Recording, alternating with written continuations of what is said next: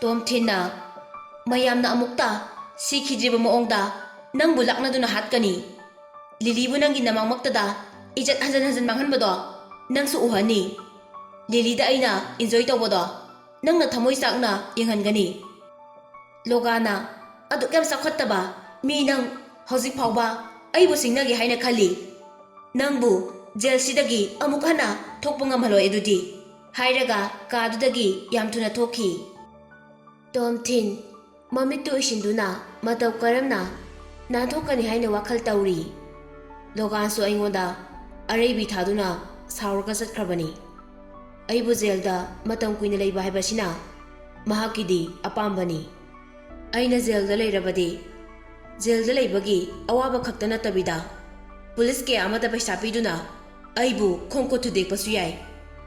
Aina soinairadi jaildagi thoklasu mangonda lamang chingba ngamaroi khanduna thabak suanduna aibu laknarakpasu yai. Aidi tasingna lankhide. Lilina imbeshida chatpa chattaba haibasina aigidi aroiba hopni. Logansu lilibu yariba makhai loinaduna aigi wakhal kauthoknabu honaramgani. Aibu kana amataga unaba yaroi haina Logana police paisa su piramlani. Tomthingi wakhalda Liligi maithongdu urai aduga Lilina imbeshida soidana chatkani ai khangi. Aina mahagi punsibu kankrise anirakni. Ngaihak leiraga police amana interrogation tawba horai. Police tuna nanga bupaga kari mari leinai.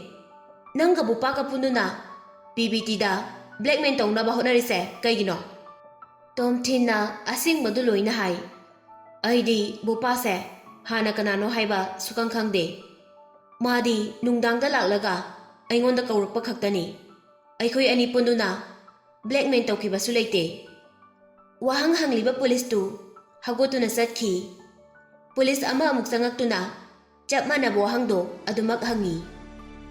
Tomthinsu wahangdugi pakhum khumdrabadi masana maranjajari haikini khanduna chap manana adumak khummi. Makhoi police kuntra mathang hangkhibo wahangdo Tomthinda adum hangi. Tomthin aram khawrangbana hemanduna masadu haipam khangdana ngaure. Ising kharaga bread kharaga pisilaktuna pijay. Chaba hek loibaga anauba police sangaktuna interrogation chathari. Handamukti Tomthingi punsigi imung manunggi maramda hanjin amuk hangi. Tomthin masadu khamthengna choktharaba matamda hana hangkhiba question amuk hangai. Tomthinsu thabak asida yaude haina adumak khummi. Tomthin waba hemanduna thariba table duda tumthaba haurakpaga police na makhoina pairiba yotki chaiduna table da kana thilai. Tomthindi makhondo kanbana manakongda bom thadarakpagum hawi. Tomthinbu mikup amata tumthaba ngamhande. Tomthin Thailand dadi foreigner ama oibana masada hakthingna fude adubu phangliba awaba zainadudi khangba ngamde. Thongnausu leitaba pikraba kaduda Tomthin masana masabu kiyang kuina leirakle haiba phau khangde. Numit kiyane hauramlani hapta kya haukre haibasi phau khangba ngamde. Masadu tumba yadabana mamito pangli tawraga uiraga lei. Wamanbana masadu sirani haina khali. Phangliba zainaduna Francis amadi Loganu mahaki khamthengna yiknaba haibado oheli. Lili fau lemna tharoi haina khali. Lili nang minungsi am leite ko. Aina sukwana leirise nangdi khanglamloi. Imbesi da jatuna aigi mating fawningdaba nangsu lemna tharoi. Masadu hainingai leitana choktharaba matamduda police na wahangdi adumak hangli. Sauningbana masadu kana laukhatli. Lauribaduna karisu kanade. Masada awabadum hekathali. Mamai thangda police singduna Tomthinbu potha handradi sirani khanduna wahang hangba leple.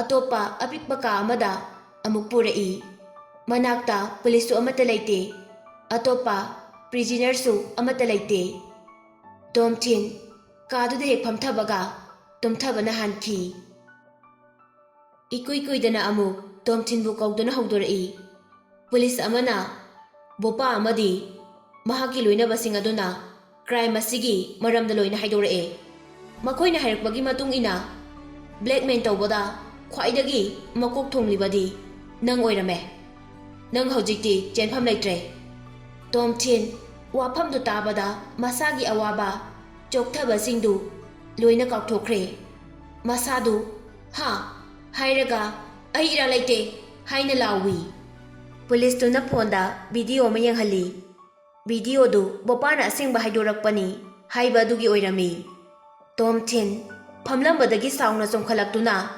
Police ꯅꯨꯄꯥ ꯑꯗꯨꯒꯤ ꯐꯨꯔꯤꯠ ꯀꯣꯂꯔꯗꯨ ꯄꯥꯏꯗꯨꯅ world ꯌꯩꯁꯤꯜꯂꯤ꯫ ꯑꯉꯥꯎꯕꯒꯨꯝ ꯑꯩ ꯌꯥꯎꯗꯦ, ꯑꯩ ꯌꯥꯎꯗꯤꯌꯦ, ꯑꯩ ꯀꯩꯁꯨꯝꯇ ꯇꯧꯈꯤꯕ ꯂꯩꯇꯦ ꯍꯥꯏꯅ ꯂꯥꯎꯏ꯫ ꯄꯨꯂꯤꯁ ꯃꯌꯥꯝ ꯑꯃꯨꯛ ꯆꯦꯟꯁꯤꯜꯂꯛꯇꯨꯅ ꯇꯣꯝꯊꯤꯟꯕꯨ ꯃꯈꯥꯗ ꯅꯝꯁꯤꯜꯂꯤ, ꯑꯗꯨꯒ ꯄꯥꯏꯅꯔꯤꯕ ꯌꯣꯠꯀꯤ ꯆꯩꯗꯨꯅ ꯀꯜꯂꯤ꯫ ꯐꯨꯕ ꯌꯥꯕ ꯐꯨꯕꯤꯔꯝꯂꯕ ꯃꯇꯨꯡ ꯇꯣꯝꯊꯤꯟꯕꯨ ꯀꯥ ꯃꯅꯨꯡꯗꯨꯗ ꯊꯅꯝꯃꯤ꯫ ꯇꯣꯝꯊꯤꯟ ꯀꯞꯅ ꯀꯞꯅ ꯀꯥꯗꯨꯒꯤ ꯀꯥꯆꯤꯟꯗ ꯃꯁꯥꯗꯨ ꯄꯤꯛꯅ ꯇꯥꯁꯤꯟꯗꯨꯅ ꯐꯝꯂꯤ꯫ ꯆꯠꯂꯤꯕ ꯄꯨꯟꯁꯤ ꯂꯝꯕꯤꯗ ꯑꯩꯒꯤ ꯄꯨꯟꯁꯤꯒꯤ ꯂꯝꯕꯤ ꯂꯩꯇ꯭ꯔꯦ꯫ ꯑꯩꯗꯤ ꯁꯨꯞꯅꯒꯤ ꯍꯤꯡꯂꯤ ꯍꯥꯏꯕꯇ ꯃꯉꯥꯏꯔꯦ꯫ ꯂꯥꯟꯖꯗꯕ ꯑꯃꯗꯤ ꯑꯅꯝ ꯀꯟꯕ ꯑꯅꯤꯁꯤ ꯈꯛꯇꯅ ꯄ꯭ꯔꯣꯕ꯭ꯂꯦꯝ ꯈꯨꯗꯤꯡꯃꯛ ꯃꯥꯌꯣꯛꯅꯕ ꯉꯝꯒꯅꯤ ꯈꯜꯂꯨꯕ ꯑꯩꯁꯦ ꯀꯌꯥꯗ ꯂꯥꯜꯂꯝꯂꯕ꯫ ꯄ꯭ꯔꯣꯕ꯭ꯂꯦꯝ ꯈꯨꯗꯤꯡꯃꯛ ꯄꯥꯡꯊꯣꯛꯄ ꯉꯝꯕꯗꯤ ꯄꯩꯁꯥ ꯈꯛꯇꯅꯤ꯫ ꯕꯣꯄꯥꯁꯨ ꯖꯦꯜꯗ ꯂꯩꯅꯤꯡꯗꯕ ꯃꯔꯝꯅ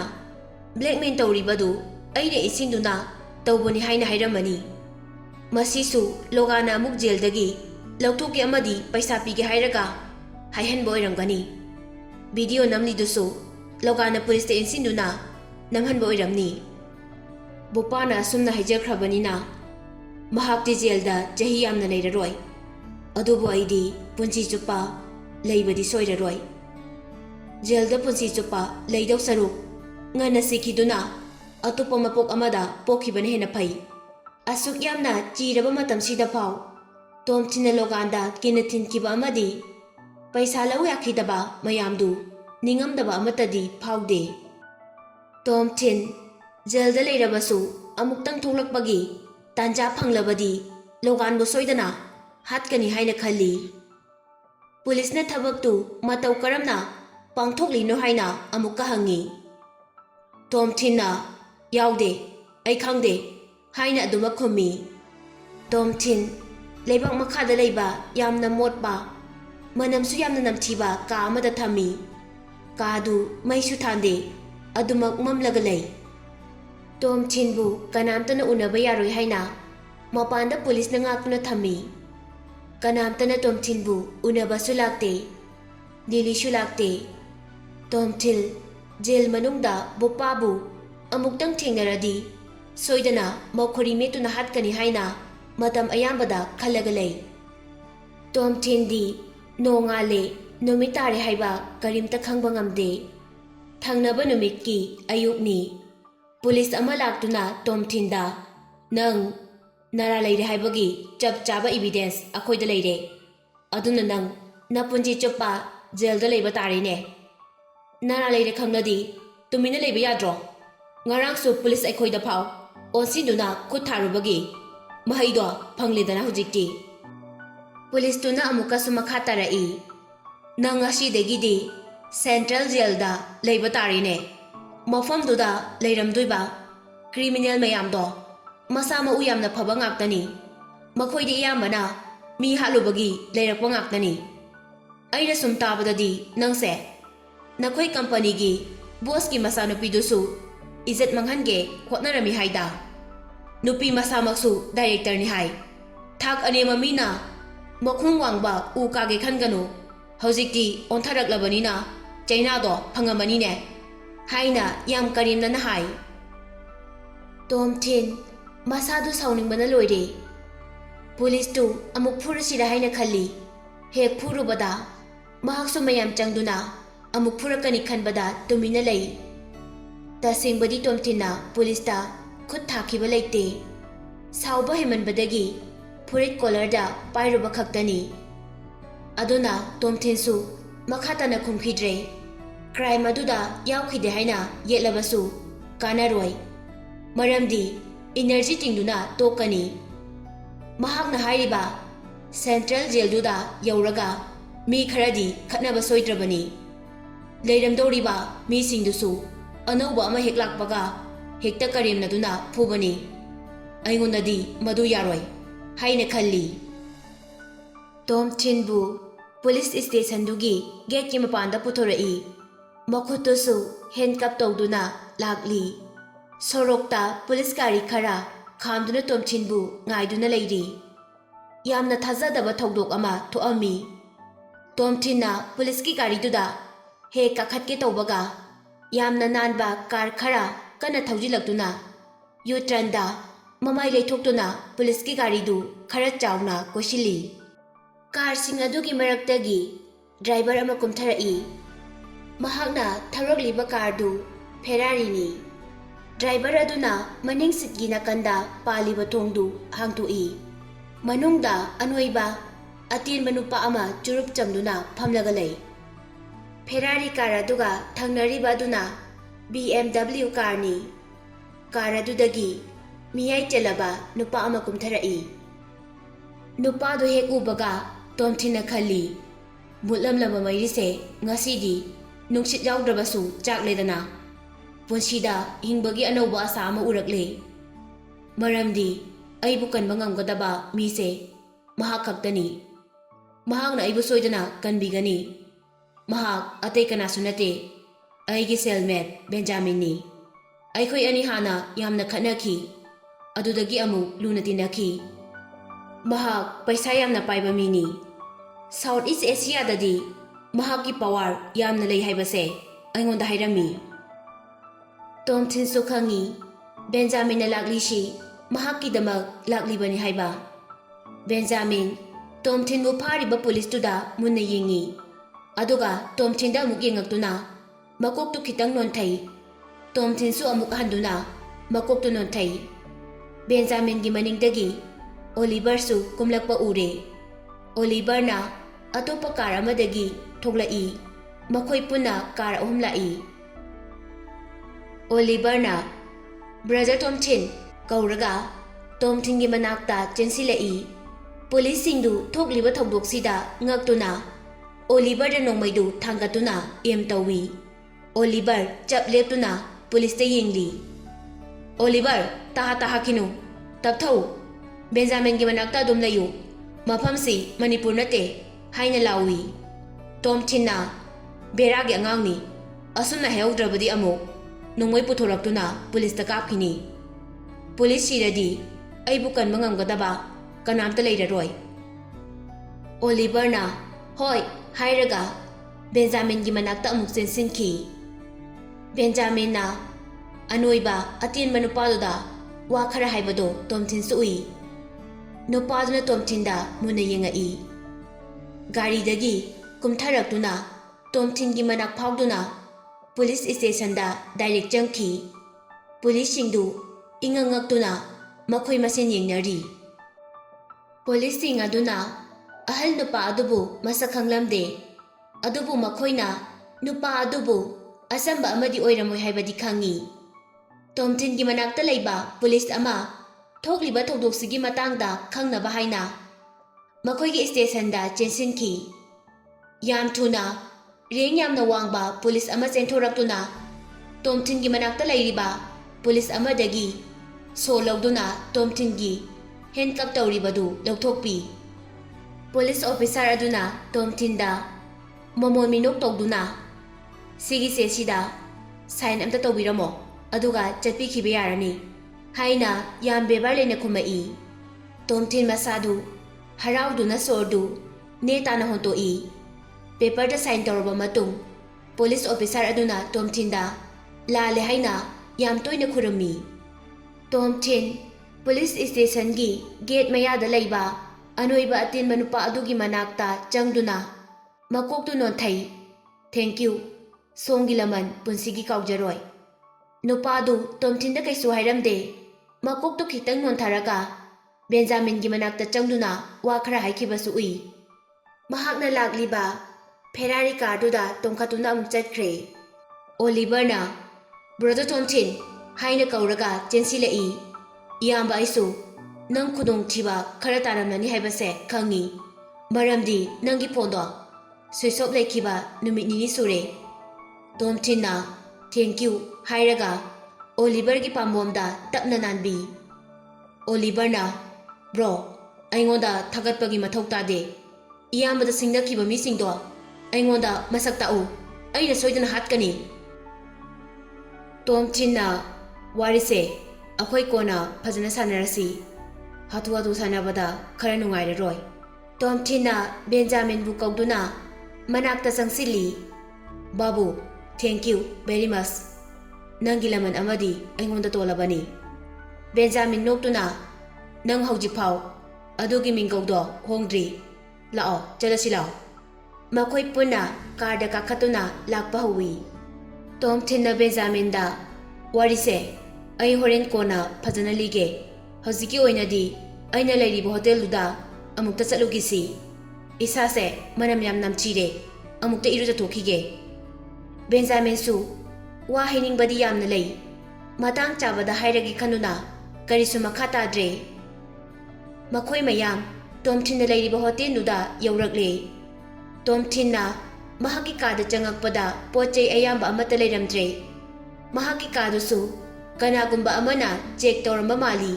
Lilina oiramgani haina khalli. Liliga thangnaba ka amasu hangduna leirami. Tomthinna kadu mahakna leinabagidamak book toksili. Oliver su Bangkokta nauna lakpana mahaki leifam leiramoi khangbana. Mahaki su Tomthinna leiriba hotel dudagi room ama laurami. Tomthin mahaki kada changduna masadu irujathoi.